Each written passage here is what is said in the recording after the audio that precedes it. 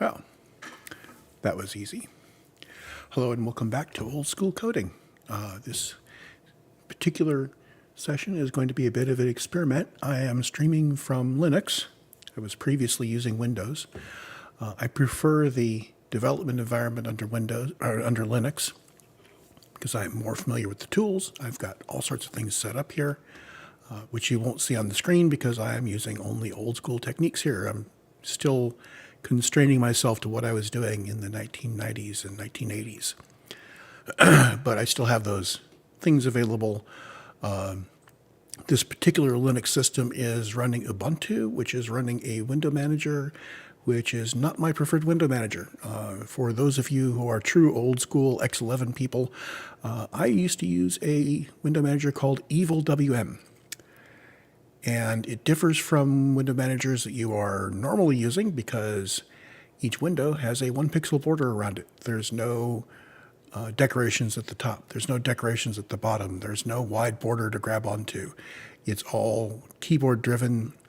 There's a few things you can do with the mouse, but all of it is hit a few buttons, use the mouse to drag it around. Hit a few buttons, use the mouse to stretch it, and so on. So what I've got now under Linux is this window manager that uses up a bunch of pixels at the top of the screen to tell me what window I'm in. I don't need that. And so on. As a consequence, you'll notice that the text looks a little weird because, let me undo the transform here. Reset transform. Emacs does not want to be larger than the display, including all of the window manager stuff. So when we, actually I can widen this out some. I can't make it any taller because if I make it taller between Emacs and GNOME and Ubuntu, somewhere in the line it says, oh, if I make it that long, parts of it will be off the screen. We can't have that. Well, wait a minute. I've got two screens. So I am now cheating. There we go. Now the other trick is that getting this to be on the screen. If I do this, I can see the whole thing on OBS, but the mode line at the bottom, that area down at the bottom where I type commands, that's off the bottom of my screen, and I cannot move Emacs up to be higher than the top of the window. So I am faced with a whole bunch of useless text at the top, and it's trimming off the bottom. So for now, I will just put up with the fact that my Emacs window, will be too short. Now, if I went absolute full screen, I've got an ultra-wide monitor. So, of course, if I go full screen, then probably a quarter of it is off the right, and you can't see it. And we still don't get the whole screen worth of stuff because going full screen doesn't eliminate the window manager cruft. So that's my grumble. That's my grumble for the day. And I'm going to put this back the way it was so we are as tall as we can be. And I'm going to narrow it down so that we fit again.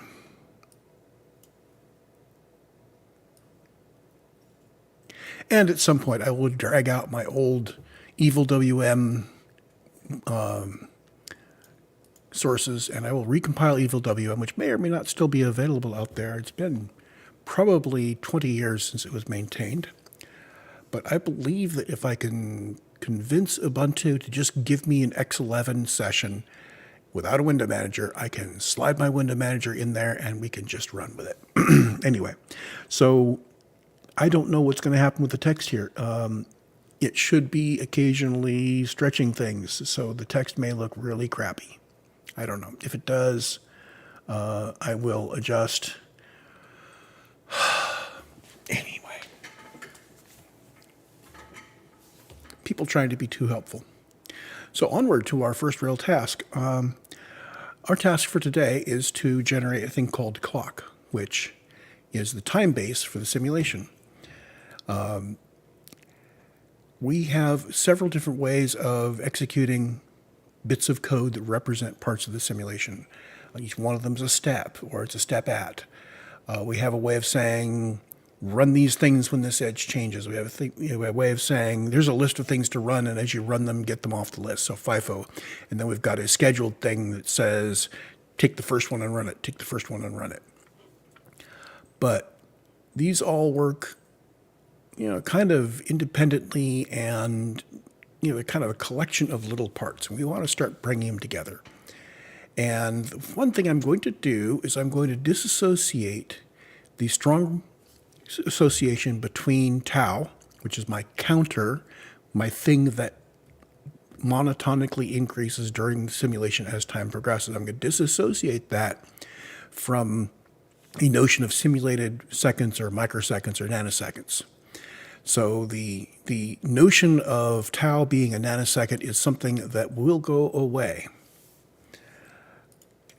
We may use tau to carry nanoseconds because tau is the type, but we will explicitly be calling into the clock to say, oh, and what time is it? What is the actual simulated time? That frees us up to use this global variable tau as just a simple counter, which counts the number of quantized discrete steps that we've done. So if we have a clock that goes up and down 18 megahertz, we can set each cycle of that clock to 1. This is really neat because now we can use tau, or tau minus t0, to index into an array and look at the state of the system on that array. So we can carry around a history of values. And instead of having to scratch our heads and interpolate and say, well, this sample list begins at this time in nanoseconds, we'll do everything based on tau. So tau is now a counter of arbitrary units, and we will use clock to associate that back to a real thing. So let's take a look at what that turns into. Clock.h, pragmulets. Clock.c, include clock.h. Now we need to do the boilerplate first, so we have post and bist and bench.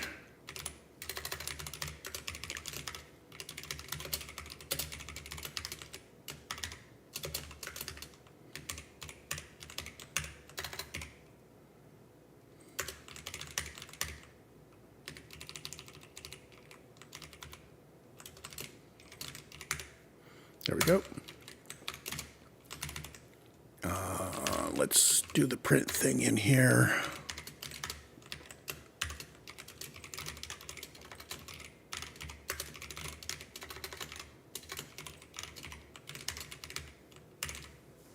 There we go. So we haven't compiled this yet because the compile loop is waiting on me modifying one of the C sources. But this should, well, no, it's not going to run yet because we need to include support.h to get our macros. So we've got that. So let's update main.c to call these things.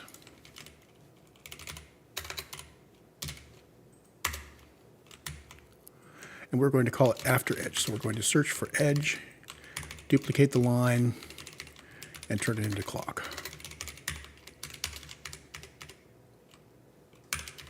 And now we do that, and we are off to the races.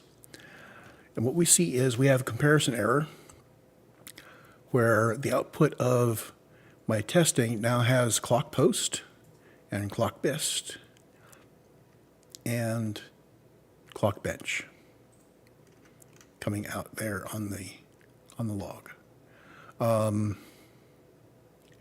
This shows we're calling it, and we're calling it in the right place. So I can now remove those prints.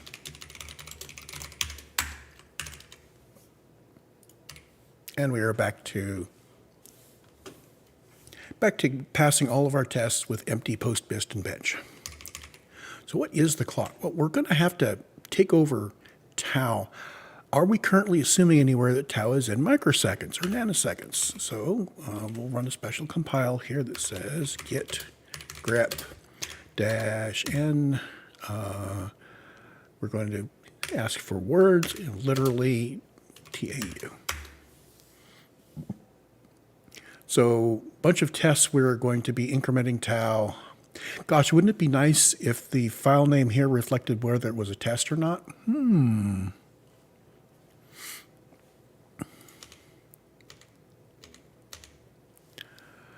So for all of these things, it's assuming that tau is a incrementing value, which is just fine.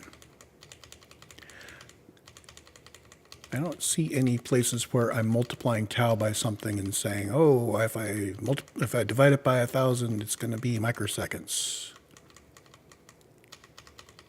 So tau is good. Tau is a counter. So we're going to change this. So the clock facility owns the global tau singleton, which represents the current simulated time in undefined, in arbitrary units and with an arbitrary 0 point. Tau is updated, is maintained by the clock. Oh, it's already there. Okay. So there we go.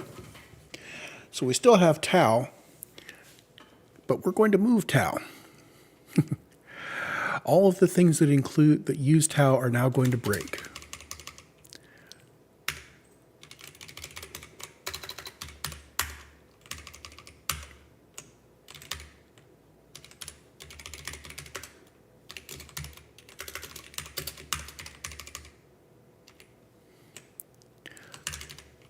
So a lot of things should have broken here.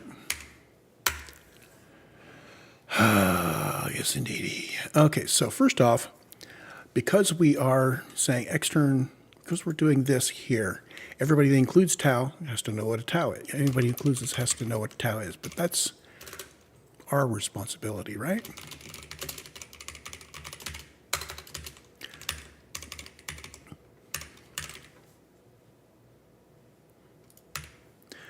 So again, this header file needs tau, so we're going to include something that supports tau. Edge.c did not include clock. So how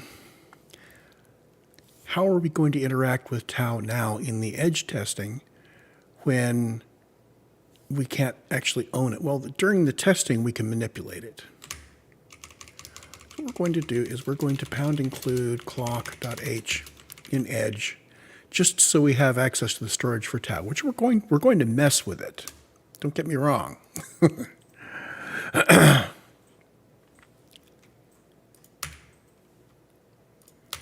Sched.c also needs to know about tau.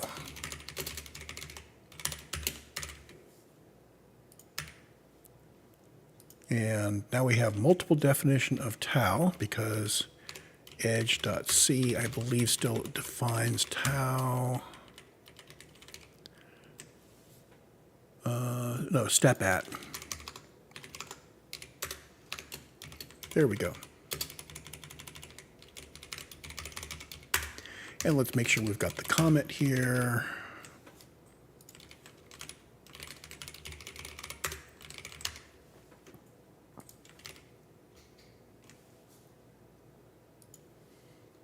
So the clock facility owns it.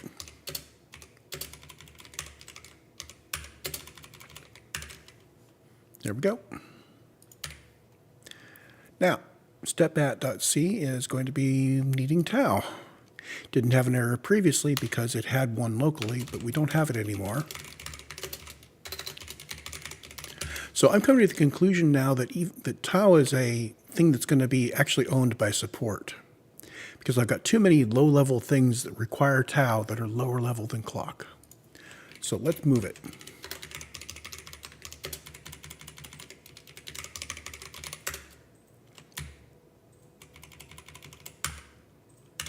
There. That actually makes sense because we define the type, we're defining the singleton, and we're defining the range.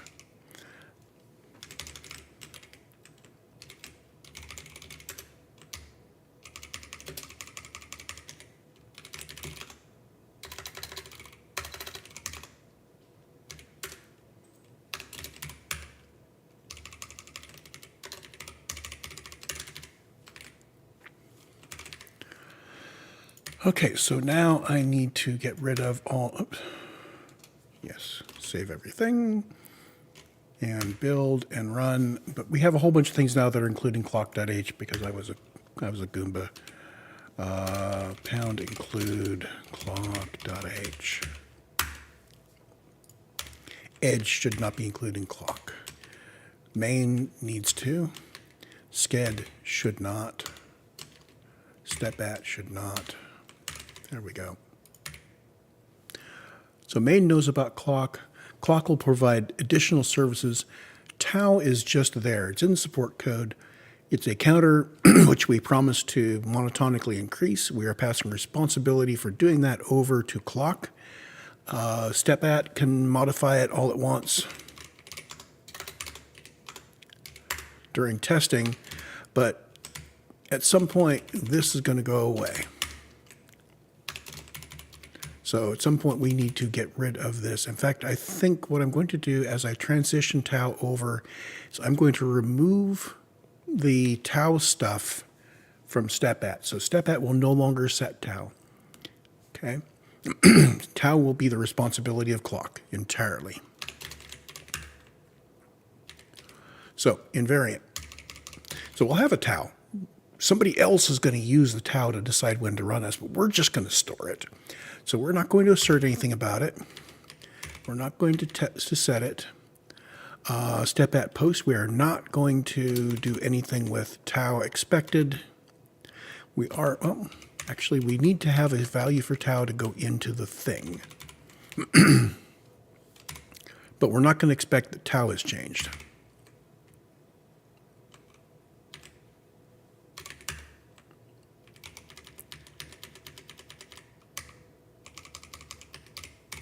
Now, one way of doing this would be for me to just, wipe out tau and then see where we had compile errors. I think I've done that. Pound define tau do not use.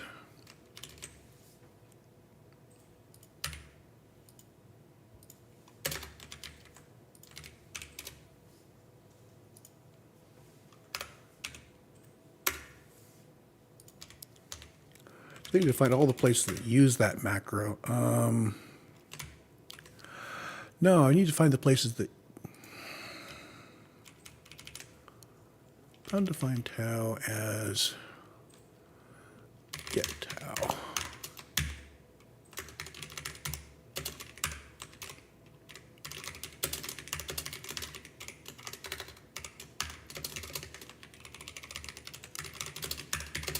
So there's a little dodge we can do. So you can use tau, but you can't set it. So the assertions are going to fail where we are saying, oh, assert that tau changed it, because we're not changing tau anymore.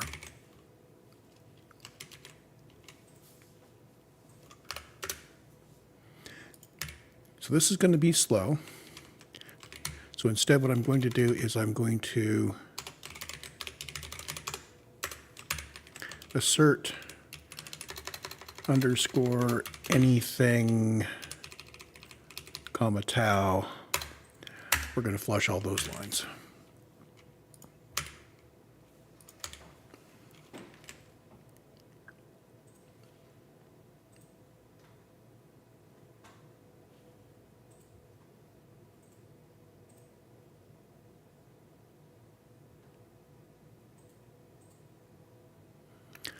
Okay, so I am a bit confused as to why CTX2 counter would still be 0 here. I have messed up something. I am going to git reset-hard, git clean-dfx. Stepping back to what was checked in, we will start over on the clock, but first we're going to think about what we're going to do about tau and how we're going to make this work. So first of all, tau becomes the property of support.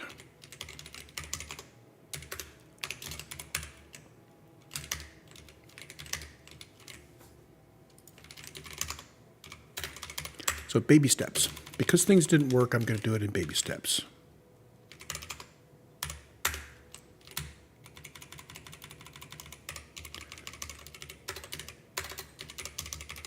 The support facility owns the global tau singleton, which represents the current simulated time in arbitrary units with an arbitrary 0 point. So you and I both know that its tau is going to be 0 at the beginning of the simulation, but nothing that I write in the way of code should depend on that. It should always be look at tau, do something, look at tau again, take the difference. So with tau just moved from step at to support, things should still work. And they do. Yay. Next thing is I want to change step at to not set tau. Now instead of doing that big old flush, I am going to do this the slow way. I'm going to turn off the automatic build stuff, and we're just going to build it by hand. Well, not by hand, we're going to build it in Emacs here. So we're going to remove the assertion. So step ats do not compare their tau to the system tau to determine their validity. So you can have a valid step at representing a step that is in the past. So once tau has advanced, the step ats are still valid. They're representing something that should have happened, probably did happen. And that's useful because now you can take that step at and you say, well, I want to repeat that sometime in the future from there, so we're going to add a value. So those stay valid. So now we should have some broken stuff. So we're going to make, I'm going to make a loop and logs. So assert EQ integer tau expected tau. Okay, that goes away. And that goes away.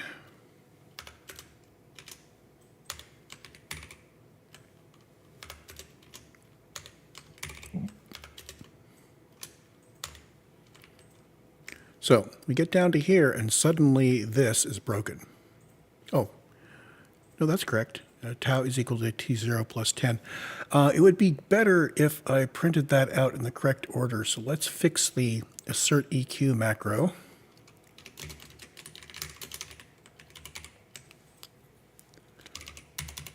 Assert expected equal to observed. Okay, so I'm expecting tau equal to that. This is in the wrong order. All of these asserts should be expected and equal to observed. So the problem is that my expected, my expected value is correct.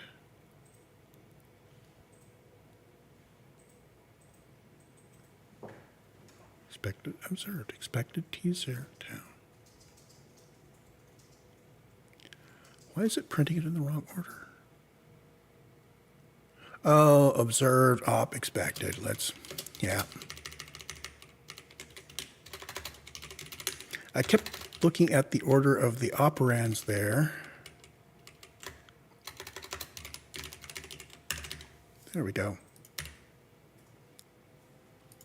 So now we have test condition failed, and it says the expected value is 10 and the observed value is 0, but that's a tau, so I can just ignore that. And again, that's a test of tau, so it goes away because we're no longer setting tau. Now, when we start actually running a bunch of steps and doing them in time order from our clock, we'll have some equivalent test over there. But for now, we just need to make this guy pass, knowing that he's not setting tau anymore.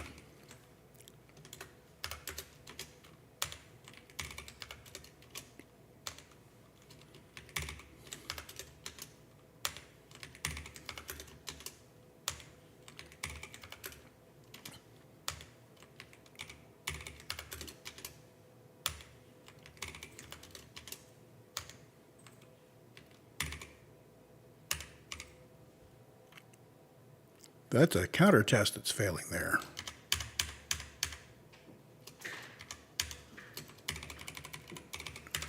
Okay, so this wasn't failing before I changed the tau stuff, and now it is. So CTX2 counter is 0 at this point.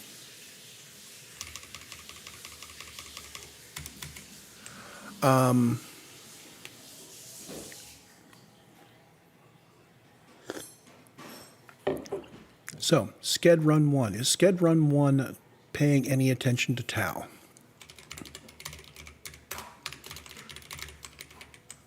Come on. Sched.c.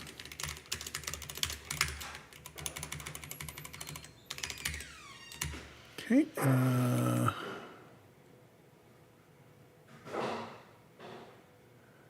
Bing. This guy ignores tau. I mean, it gathers it, but ignores it. So we place things in order, and we run the thing at the front, but we're not actually modifying tau anymore, are we?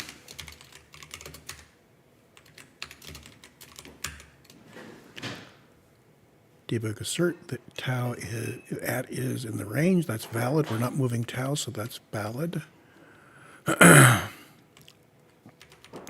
I'm wondering if sched should be modifying tau.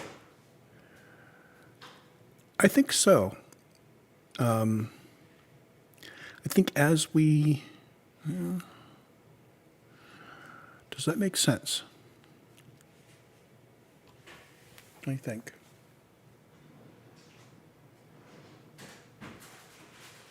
No, my original design was actually correct.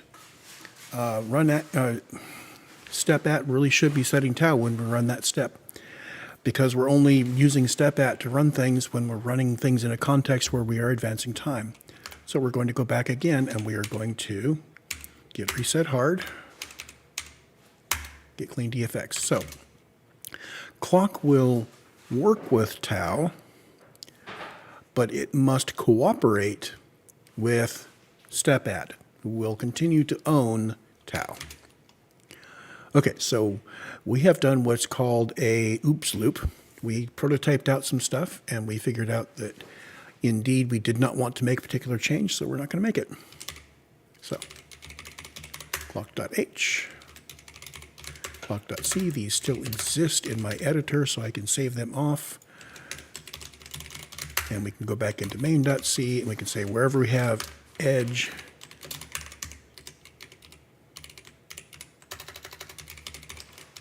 we can add clock after it.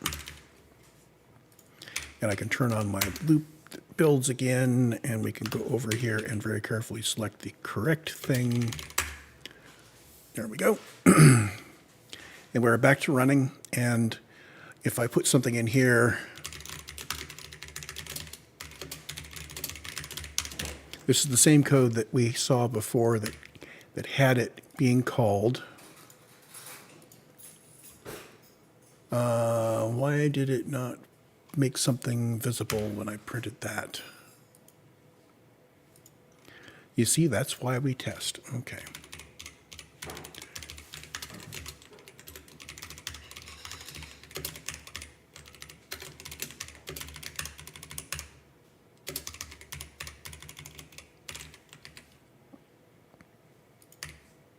So, clock post, clock bist, and I need to make loop. Oops, we don't want to make loop. We want to make logs, bench, and format. There we go. Got to get the right things going over here. And now we can remove these lines because we know it's being called. Bink. So we're back to where we were. We probably... Okay, I will move the tau storage into support so everybody has it available even if they don't know anything about step at. So you can use it without knowing what a step at is.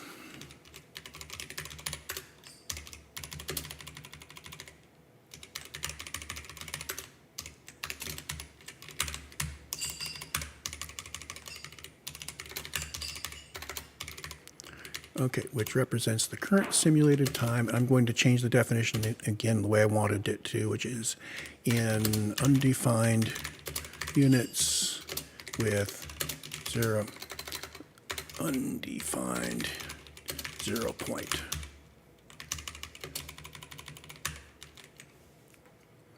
Okay, so moving the thing in the header didn't break us yet. Now in support.c, we're going to do the same thing.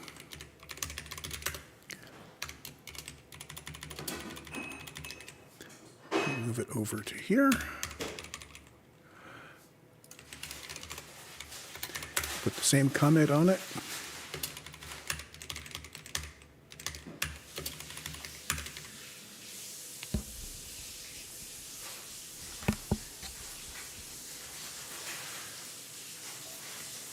I'm still tuning my audio system under Linux. Bit tricky to get it working. Historically, Linux has a reputation for having tricky audio. Mainly, it was a real mess 20 years ago. These days, it's a lot better. I'm using a Elgato Edge, and I've found that it works much better if I unplug it and plug it back in while Linux is running to get a nice, clean, hot startup. I think that if I had it plugged in while I was running Windows and I rebooted it under Linux, I don't think it's getting completely reinitialized. So once I did that, it's working, but I still need to work through getting balances working and how much mic we have, and I still need to think about noise gating. I don't think I've got a noise gate set up under Linux. So there's probably background noise. That's all right. So Tau is moved. It's now owned by support. Well, the storage is owned by support. And let's add a comment here. Tau is set by step at to the tau for the step being run. And I'm going to put that in the header as well. Because it's global storage, this is a point where we're tangling all of the code that's going to deal with tau. All the code that updates tau is implicitly tangled with the other code that updates tau. They all depend on each other to cooperate. Now, too much of this makes the system really fragile and hard to work with. But I think we can handle it for a couple of things. And the basic notion of the current step of the simulation, I think, is something that is it's the appropriate thing to have be global in this situation. If I were working in a higher level language, I would probably be fanatical about, well, what if we instantiate multiple independent simulations? Doesn't each one want its own tau? Well, yes. But we're not doing that. I am not making everything indirect through base pointers into here's a description of the simulation, and within that is a description of every module, and we're going to indirect through everything and pointer tail chase all along. We're just going to have this be global. So we've got a tau.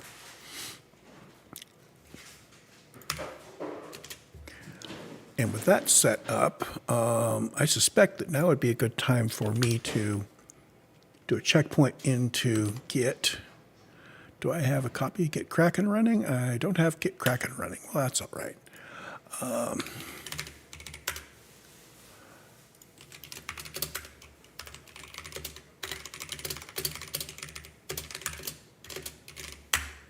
So here's what we've made in the way of changes.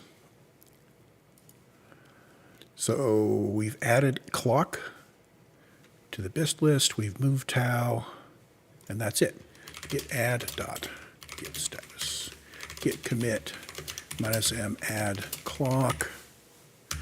And there's going to be an also move tau from step add to support. That's so modules can use tau without needing really about step at. End quote. There we go. So this version of the code is sealed. If I have to undo, I can undo back to here rather than back to the previous one. Get rid of the shell. Oops, didn't want to get rid of the compile window, but I did want to return it to this.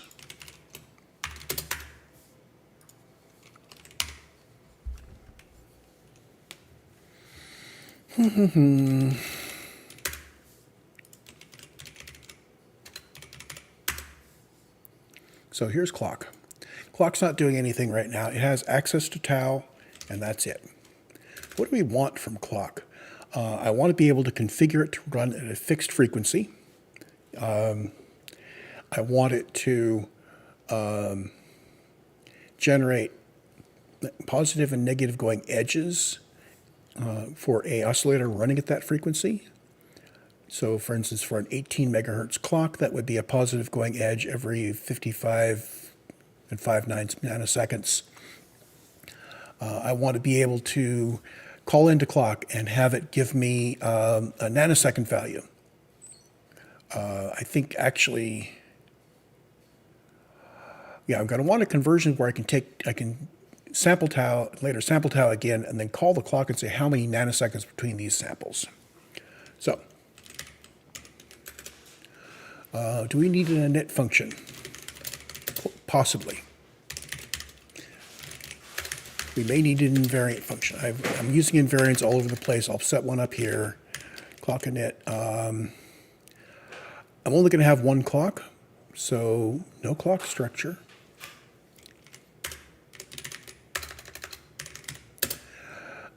We want to be able to say double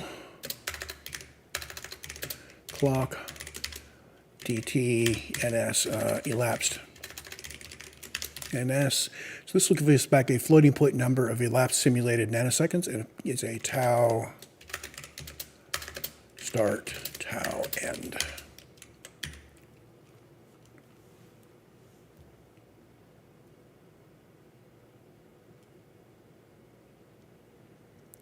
That makes sense. Yeah. Okay, so that's probably the first bit of stuff I want to do for tau. We're not getting into actually doing the edges quite yet. Let's get this part working.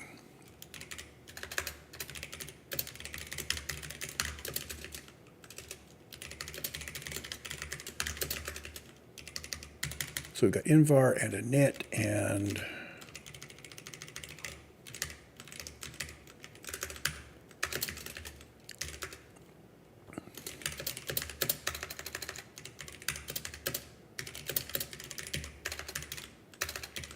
how about if start, oh, wait a minute, tau is essentially unsigned. So if it did wrap, and it shouldn't, but if it did wrap, I want to use by how much it increased. So d tau is going to be some positive value if tau is unsigned. If tau is signed and it wraps around, on some platforms, it used to be that you would get a problem with integer overflow. You would get a signal saying, oh, signed integer math overflow. I do not believe that happens these days, so if we just have an int, then d tau would still work. But we have tau being long enough that this isn't an issue.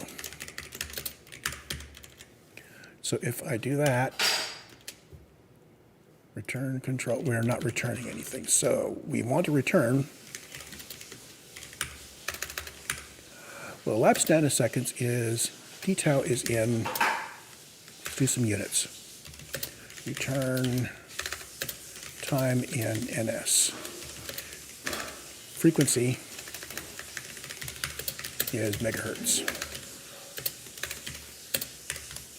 which is in unit per second. Actually, this is in unit per microsecond. Okay, so let's start setting this up. I need to have static double clock frequency megahertz. I'm going to initialize this to 18 megahertz because that's the primary clock that appears ever so often in my documentation for the 8080 systems. And if we don't do a init, I want to do something sane. So frequency is in 18 cycles, 18 units per microsecond. So we want to return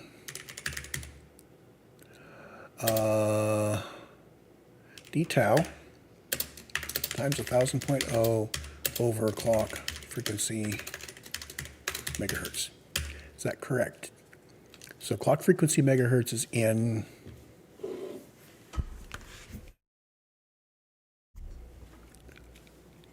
units per microsecond, and we invert that, that's microseconds per unit. And we multiply that by 1,000, and that is nanoseconds per unit. We multiply that per unit, and that's nanoseconds. So our first test is going to be, make sure I got the math right. Tau start is equal to 100. Tau end is equal to 118. So we're going to do 18 cycles. Well, it's a megahertz, so that should be a microsecond, right? And then we're going to say double dt ns is equal to clock elapsed ns start end. Now we have a double precision value here, which we're returning as a number of nanoseconds. How about I make this tau a tau instead? We're going to do everything in integers here if we can.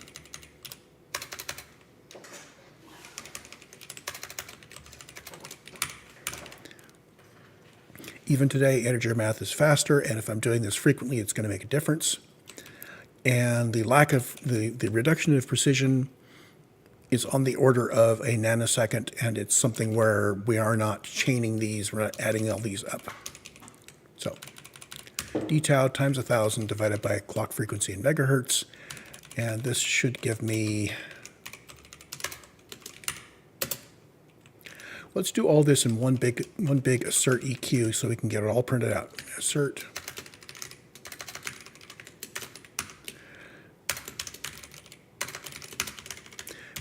we're saying expect 1,000 nanoseconds, and we're saying clock elapsed ns of 100 and 118.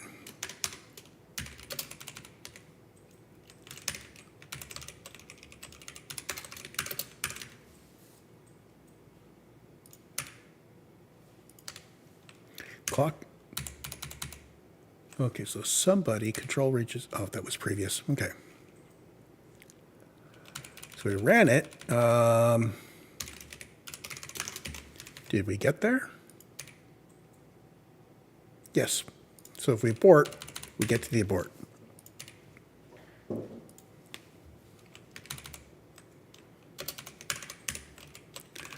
I want to make sure I say clock init and clock invar. As we make the clock more complicated, those will be important. I want to be able to specify the frequency in clock init. So tau, if I'm expressing the clock frequency as an integer, I probably don't want integer megahertz, I want integer hertz.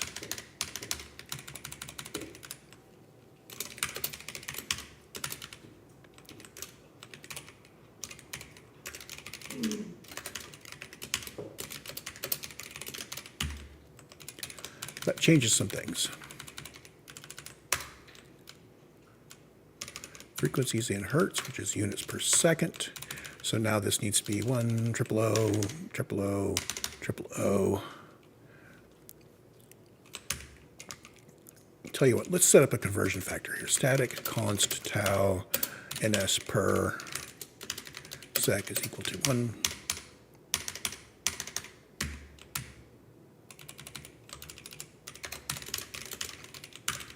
There we go. So too few, so 18.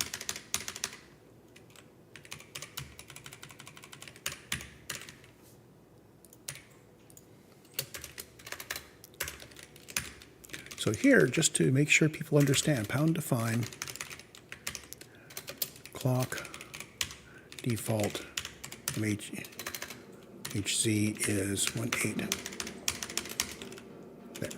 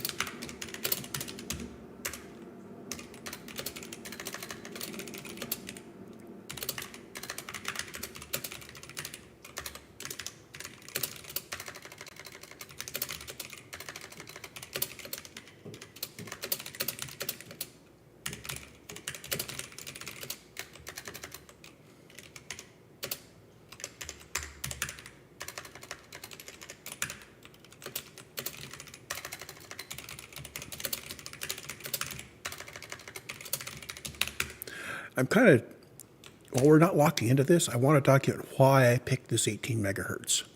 And that's where it is. If you start learning about the 8080 by reading Intel's documentation on it, these are the basic timings that are considered to be normal. I believe it's the maximum timing of the initial 8080. Obviously, in the future, the chips got faster, not by a whole lot, but some. So there's our computations. 2 few arguments to clock init, clock, default, HC. There we go. Now, I actually have to take a quick break for lunch. I'm going to pause this here, and we're going to come back for clock part 7 after lunch. I will see you then.